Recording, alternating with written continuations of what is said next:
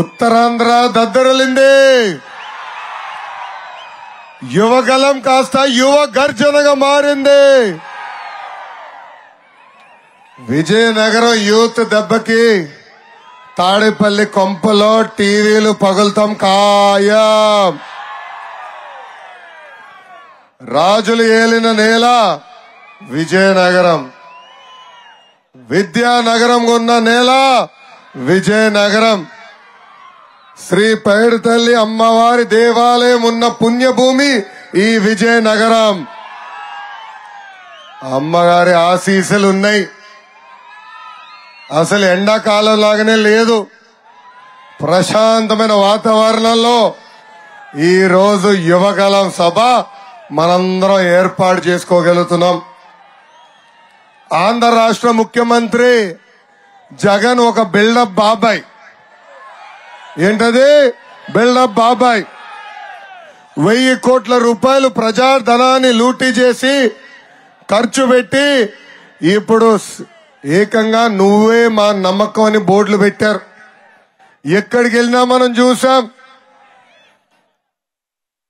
ఇప్పుడు మనందరం కూడా చూస్తున్నాం. ఆయన సొంత కుటుంబ సభ్యులని నమ్మట్లా, ఆయన పార్టీకి చెందిన నాయకుల కుటుంబ సభ్యులు వాళ్ళని నమ్మట్లా. మొన్నే చూసాం, హత్య రాజకీయాలు చేసిన మా అన్నని గెలిపించొద్దని జగన్మోహన్ రెడ్డి గారి చెల్లి సునీత గారు చెప్పారు. ఇంతేకాదు, జగన్కి ఓటేస్తే మా కుటుంబానికి పడిన పరిస్థితి ఆంధ్ర రాష్ట్రాలకి పడుతుందని చిన్నమ్మ సౌభాగ్య గారు చెప్పారు. నిన్నగాక మొన్న మా అన్న ఒక ఊసరవల్లి లాంటి వ్యక్తి, ఆయన చెప్పే మాటలు నమ్మద్దని సొంత చెల్లి వైఎస్ షర్మిల గారు కూడా చెప్పారు. ఇక్కడున్న తల్లులందరూ ఆలోచించాలి. ఇంట్లో ఉన్న సొంత చెల్లెలు నమ్మకపోతే మనం జగన్మోహన్ రెడ్డి గారిని ఎలా నమ్మాలి? ఎక్కడ హత్యలు జరుగుతాయని వైఎస్ విజయలక్ష్మి గారు కూడా అమెరికాకి వెళ్ళిపోయే పరిస్థితి. సో జగన్మోహన్ రెడ్డి గారిని సొంత కుటుంబ సభ్యులు నమ్మట్లా. ఇంకా వైకాపా నాయకుల సొంత కుటుంబ సభ్యులు కూడా ఆ నాయకులు నమ్మట్లా. అంబటి రాంబాబు గారు ఒక నీచుడు, దుర్మార్గుడు అని ఆయన సొంత అల్లుడు చెప్పే పరిస్థితి. ఇంకొక పక్కన సొంత కొడుక్కి న్యాయం చేయలేదని ముత్యాల్ నాయుడు వాళ్ళ కొడుకు ముత్యాల్ నాయుడునే నాకే న్యాయం చేయలేదు, ఇంకా ప్రజలకి ఏం న్యాయం చేస్తారని చెప్పే పరిస్థితి. ఇంకా ముద్రగడ పద్మనాభం గారి కూతురు ఏకంగా మీడియా మిత్రుల ముందలకొచ్చి వైఎస్ జగన్ మా తండ్రిని వాడుకుంటున్నాడు, ఎన్నికల తర్వాత వదిలేస్తాడు, పాపం మా తండ్రి ఆ ట్రాప్ లో పడిపోయారని సొంత కూతురే చెప్పే పరిస్థితి. ఇంకా పక్క జిల్లా శ్రీకాకుళంలో ఒక వ్యక్తి ఉన్నాడు, దువ్వాడ శ్రీను. ఆ దువ్వాడ శ్రీను సొంత భార్య వాణి గారు రోడెక్కి మా భర్తకి ఓటేయద్దు, మా భర్తని ఓడించండి అని ప్రజలు చెప్పే పరిస్థితి. అంటే వైకాపా పార్టీ నాయకుల సొంత కుటుంబ సభ్యులే నమ్మట్లేదు. ఇంకా జగన్మోహన్ రెడ్డి గారి సొంత కుటుంబ సభ్యులే జగన్మోహన్ రెడ్డి గారు నమ్మే పరిస్థితి లేకుండా పోయింది. ఈ సభాముఖంగా 5 కోట్ల ఆంధ్రులు ఆలోచించమంటున్నా. సొంత కుటుంబ సభ్యులే వాళ్ళు నమ్మపోతే ఇంకా మనం ఎలా వాళ్ళని నమ్మాలని? ఎన్నికల ముందల జగన్ అన్న వ్యక్తి ఊరూరు తిరిగాడు, పాదయాత్ర చేశాడు. ఆనాడు 25కి 25 ఎంపీలు గెలిపించండి, ఢిల్లీలో మెడలు వంచుతా అన్నాడు. ఈ రోజు 31 మంది ఎంపీలు ఉన్నారు. ఢిల్లీ మెడలు వంచాడా? మన తరపున ఏనాడైనా పోరాడా? మనకు రావాల్సిన నిధుల గురించి ఏనాడైనా అడిగాడా? అమ్మా 31 మంది ఎంపీలు ఢిల్లీకి వెళ్లి ఆంధ్రుల ఆత్మ గౌరవాన్ని ఏకంగా తాకట్టు పెట్టారు. ఒక ఎంపీ ఏకంగా జిప్పు తెరిచి మొత్తం చూపించాడు. ఇంకొక ఎంపీ మర్డర్ కేసులో ఇరుక్కున్నాడు, సొంత బాబాయిని లేపేశాడే. పోలీసు వాళ్ళు వస్తే కర్నూలు ఆసుపత్రి లోపల దూరి దొంగ చాటుగా అక్కడ దాక్కున్నాడు. ఇంకా ఇంకొక ఎంపీ ఉన్నాడు, యూట్యూబ్ వీడియోలు చేస్తాడు, రీల్స్ చేస్తాడు, కానీ ఏనాడు ప్రజల గురించి అడగడు. దాని పక్కనే ఒక జిల్లా, విశాఖపట్నం జిల్లా ఉంది, అక్కడ ఎంపీ ఉన్నవాడు సొంత భార్యని కొడుకుని వాళ్ళ పార్టీ నాయకులు కిడ్నాప్ చేస్తే మొత్తం కుటుంబం హైదరాబాద్కి పారిపోయింది. వీళ్ళందరికన్నా ఒక దొంగ ఉన్నాడండి. ఆ దొంగ పేరే విజయసాయి రెడ్డి తల్లి. గతంలో తండ్రిని అడ్డంగా పెట్టుకుని జగన్ అనే వ్యక్తి డబ్బులు దొబ్బినప్పుడు అన్ని కేసుల్లో దగ్గరుండి నీట్ గా లెక్కలు రాసిన వ్యక్తి. ఇప్పుడు కూడా అదే విజయసాయి రెడ్డి విశాఖపట్నాన్ని పెద్ద ఎత్తున దోచేసి ఆ డబ్బుల లెక్కలు చూసే పనిలో బిజీగా ఉన్నారు. 31 మంది ఎంపీలుంటే ఢిల్లీని వణికించాలా, మనకు కావాల్సన్ని చేపించాలా, కానీ ఏనాడు పార్లమెంట్ సాక్షిగా ఆంధ్ర రాష్ట్రానికి ఇది ఇవ్వండి, ఇది మాకు కావాలని పోరాడలేదు. తెలుగుదేశం పార్టీకి ఎంపీలు ఉన్నారు, పక్కనే టైగర్ ఒకడున్నాడు. టైగర్ పేరేంటి? రామ్మోహన్ నాయుడు. మన రాము వెళ్ళి పోరాడాడు, మాట్లాడాడు. గుంటూరు చెందిన ఇంకొక ఎంపీ ఉన్నారు, జయదేవ్ గల్లా, ఆయన కూడా వెళ్ళి ఆంధ్ర రాష్ట్రానికి ఇది ఇవ్వండి, ఈ పరిశ్రమలు తీసుకురండి, ఇక్కడ పెట్టుబడి పెట్టించండి అని పార్లమెంట్ సాక్షిగా మన తరపున మన కోసం పోరాడారు. ఈ రోజు నేను ఇక్కడికి వస్తుంటే బొత్స సత్యనారాయణ గారి ఒక ప్రెస్ కాన్ఫరెన్స్ వీడియో క్లిప్ నాకు వచ్చింది. అది చూసిన తర్వాత నాకు అర్థమైంది ఆయనకి వణుకు మొదలైంది అని. నిన్న ప్రధానమంత్రి గారు వచ్చి ఆంధ్ర రాష్ట్రం ల్యాండ్, శాండ్, వైన్ మాఫియాకి అడ్డగా మారిపోయిందని చెప్పారు. ఈ రోజు బొత్స సత్యనారాయణ గారు ఏమీ మారలేదని చెప్పాడు. ఈ సభాముఖంగా అదే బొత్సకి నేను సవాల్ ఇస్తున్నా. బొత్స గారు, మీరు అసలు విద్యాశాఖ మంత్రి ఎలా అయ్యారు స్వామి? గతంలో తెలుగుదేశం పార్టీ అధికారంలో ఉన్నప్పుడు ఒక ట్రాక్టర్ ఇసుక 1000 రూపాయలు, అదే ట్రాక్టర్ ఇసుక ఈ రోజు 5000 నుంచి 7000 రూపాయలకు అమ్ముతున్నారు. ఈ సభాముఖంగా బొత్సాన్ని అడుగుతున్నా, ఏ పందికొక్కు ఆ డబ్బులంతా తింటున్నారు? తెలుగుదేశం పార్టీ అధికారంలో ఉన్నప్పుడు క్వార్టర్ బాటిల్ ధర 60 రూపాయలు, ఇప్పుడు అదే క్వార్టర్ బాటిల్ ధర 180 రూపాయలు. బొత్స సత్యనారాయణ గారు ఈ రోజు ఏ పందికొక్కు ప్రజల రక్తాలు తాగుతూ మా డబ్బులు దొబ్బుతున్నారు మాకు చెప్పండి. ఇంకా భూముల దగ్గరకు వస్తే కొత్త చట్టం తీసుకొచ్చారు తల్లి. దాని పేరు ల్యాండ్ టైటిలింగ్ యాక్ట్ అంట, భూ హక్కుల చట్టం అంట. ఆ చట్టం చదివిన తర్వాత నాకు అర్థమైంది తల్లి, మన భూములు కొట్టేదానికి వీళ్ళు సిద్ధంగా ఉన్నారని. దాంట్లో మూడు విషయాలు మీకు చెప్తా. మొదటిది, మనం కష్టపడి భూములు కొనుక్కున్నాం, లేదంటే మన తల్లిదండ్రులు మన కోసం భూములు కొన్నారు, లేదంటే మన తాత ముత్తాత వాళ్ళు కొనుక్కున్న భూములు మనకు వస్తాయి. మళ్ళీ జగన్మోహన్ రెడ్డి గారి ఫోటో ఎందుకే? ఆయన ఏమైనా సొంత భూమి ఇచ్చాడా? ఆయన జోబు నుంచి తీసి మనకి ఏమైనా ఇచ్చాడా తల్లి? ఆయన ఫోటో ఓకే, పోన్లే. ఆయనకి ఫోటోలు పిచ్చి తల్లి, బాగా పిచ్చి. ఎక్కడికి వెళ్ళినా రంగులు వేయాలా, ఎక్కడికి వెళ్ళినా ఆయన మొహం పెట్టాలా. పోన్లే, పట్టాల పైన ఫోటో ఉంది, ఆయన కర్మ అనుకున్నా. దాని తర్వాత చట్టం చదివితే నిజం బయటకు వచ్చింది తల్లి. మన భూమికి సంబంధించిన ఒరిజినల్ డాక్యుమెంట్లు ఉంటాయి స్టాంప్ పేపర్ పైన, ఆ డాక్యుమెంట్లు ఆయన పెట్టుకుంటాడంట, జిరాక్స్ కాపీలు మనకి ఇస్తాడంట. ఓమో, ఇదేం అన్యాయం అనుకున్నా. దాని తర్వాత మూడో అంశం బయటపడింది. ఇద్దరి మధ్యన భూ తగాదా ఉంటే కోర్టుకెళ్లే హక్కు మనకి లేదంట, అధికారులే కూర్చుని తేల్చిపడేస్తారంట. ఇక్కడ బొత్స కుటుంబం చూసాం, ఉత్తరాంధ్రని క్యాన్సర్ గడ్డలాగా వదిలేస్తుంది. ఇంక ఇలాంటి నాయకుల ఆధ్వర్యంలో మన భూములు కలెక్టర్లు అడ్డంగా పెట్టుకుని దోచేసుకుంటారు తల్లి. అమ్మా ఈ మధ్యన జగన్మోహన్ రెడ్డి గారు ఎక్కడికి వెళ్ళినా మీ బిడ్డని అంటున్నాడు తల్లి. మురిసిపోదమ్మా. ఎందుకంటున్నాడు నేను చెప్తా. రేపు అధికారంలోకి పొరపాటున వస్తే నేను నీ బిడ్డను కదా, నీ భూమి నాది, నాకు ఇచ్చే తల్లి అంటాడు.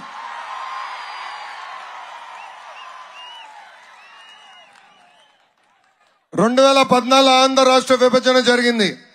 కట్టుబట్టలతో మెడబట్టి మనం బయటికి గెంటేశారు. రాజధాని లేని ఆంధ్ర రాష్ట్రంగా మన ప్రయాణం మొదలు పెట్టాం. సచివాలయం, అసెంబ్లీ అంతా హైదరాబాద్ లో ఉండే. ఆనాడు ఆ అసెంబ్లీ సాక్షిగా ఒకే రాష్ట్రం, ఒకే రాజధాని, కానీ అభివృద్ధి వికేంద్రీకరణ చేస్తానని హామీ ఇచ్చాం. దాంట్లో భాగంగా 15 లక్షల కోట్ల పెట్టుబడి, 35 లక్షల మందికి ఉద్యోగాలు, ఉపాధి కల్పించే పరిశ్రమలతో మన ఒప్పందం కుదుర్చుకున్నాం. మన 5 సంవత్సరాల్లో 44,000 పరిశ్రమలు తీసుకొచ్చి 6 లక్షల మందికి ఉద్యోగాలు, ఉపాధి కల్పించింది తెలుగుదేశం పార్టీ. ఇంతేకాదు మన జిల్లాని కూడా పెద్ద ఎత్తున ఆనాడు అభివృద్ధి చేశాం. మీరందరూ ఆలోచించండి. తోటపల్లి ప్రాజెక్ట్ కి ఆనాడు 774 కోట్ల రూపాయలు ఖర్చు పెట్టి ప్రాజెక్ట్ ని పూర్తి చేశాం. ఈ ప్రాజెక్ట్ ద్వారా 52,000 ఎకరాలకి సాగునీరు మన ప్రభుత్వం అందజేసింది. ఇంకా ఉత్తరాంధ్రకి సుజలా స్రవంతి పథకం ఆనాడు ప్రారంభిస్తే ఈ ప్రభుత్వ అధికారంలోకి వచ్చి ఆ పథకాన్ని కూడా క్యాన్సిల్ చేసింది. సెంచూరియన్ యూనివర్సిటీ తీసుకొచ్చాం. ఇంకో పక్కనే ఉన్న భోగాపురం ఎయిర్పోర్ట్ నిర్మాణానికి ఆనాడు భూసేకరణ చేసి హైదరాబాద్ లో శంషాబాద్ ఎయిర్పోర్ట్ ధీటుగా విశాఖపట్నానికి, ఉత్తరాంధ్రకి ఎయిర్పోర్ట్ ఉండాలన్న లక్ష్యంతో ఆనాడు పనులు ప్రారంభించిన వ్యక్తి చంద్రబాబు నాయుడు గారు. 2019లో ఒక్క అవకాశం మన మాయమాటికి మనందరం పడిపోయి మోసపోయాం. జగన్ అనే వ్యక్తి ముఖ్యమంత్రి అయిన తర్వాత మొదటి బాధితులు ఆంధ్ర రాష్ట్ర యువకులు. ఆనాడు ఆయన ఏం చెప్పాడు? వైకాపా ప్రభుత్వ అధికారంలోకి వచ్చిన మొదటి సంవత్సరంలో మెగా డిఎస్సి అన్నాడు.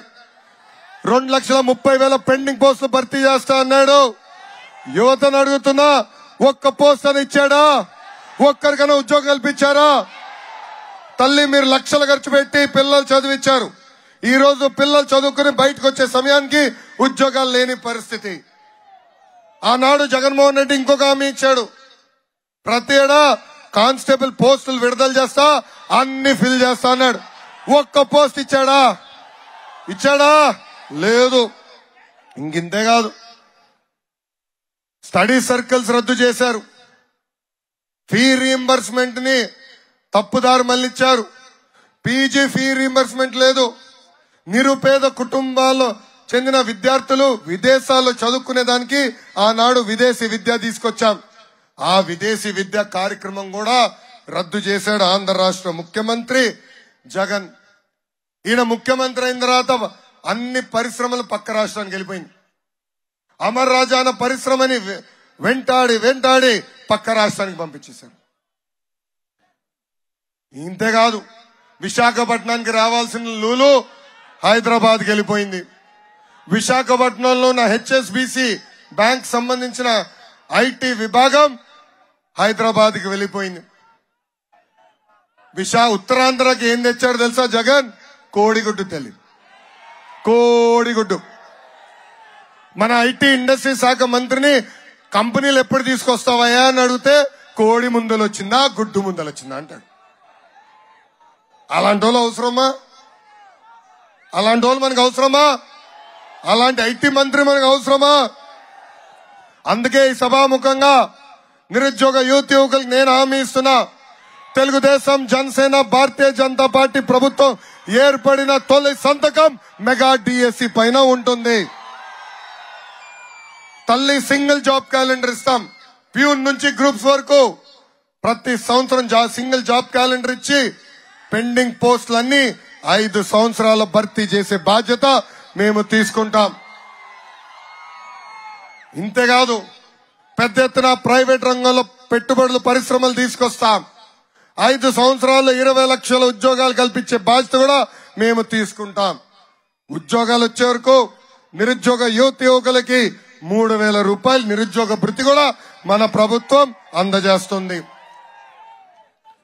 అందుకే ఈ సభాముఖంగా ఆంధ్ర రాష్ట్ర యువతకి పిలిపిస్తున్నా, మేలుకో ఆంధ్రుడా. ఇంకెన్నాళ్ళని హైదరాబాద్ మన రాజధాని అనుకుంటాం?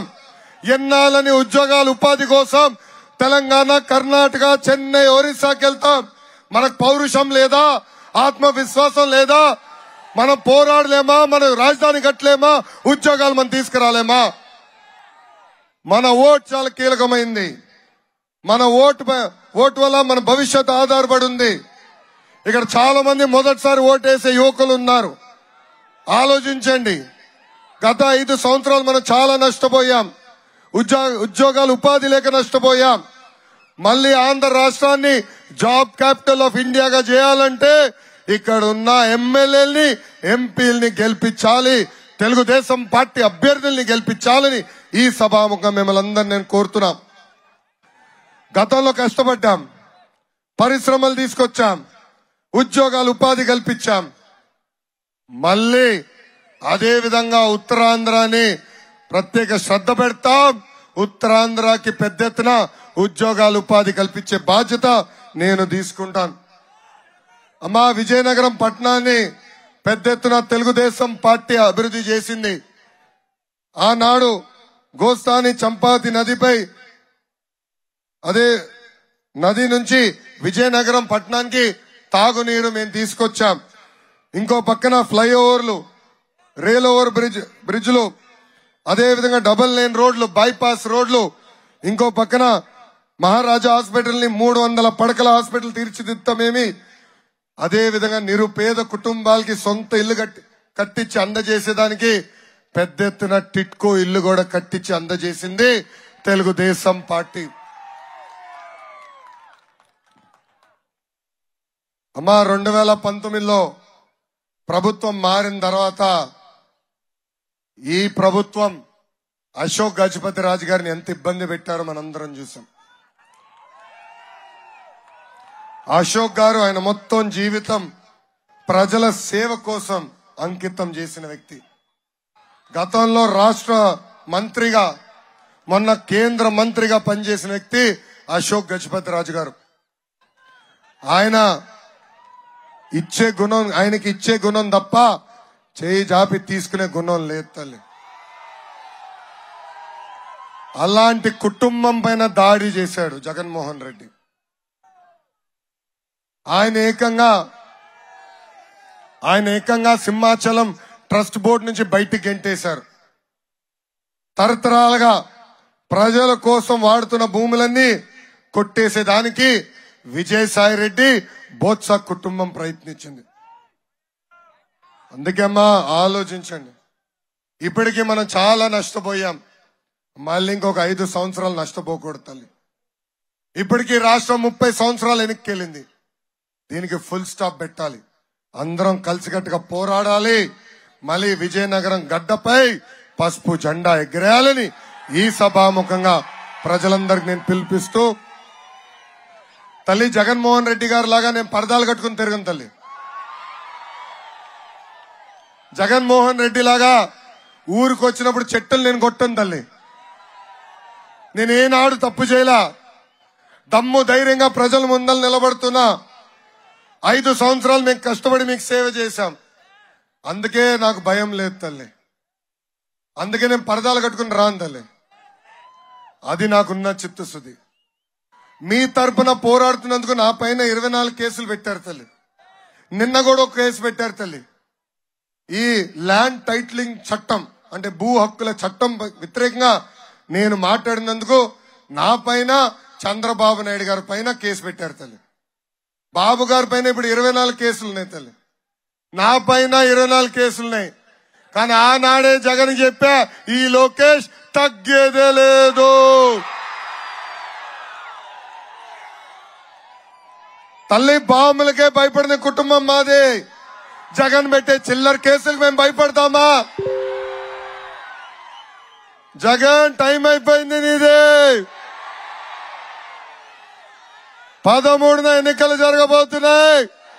ఆంధ్ర రాష్ట్ర ప్రజలు నిన్ను తరిమి తరిమి కొట్టే రోజులు తొందరలో రాబోతున్నాయని ఈ సభాముఖం తెలుపుకుంటూ, ఇంకా మన పవన్ అన్న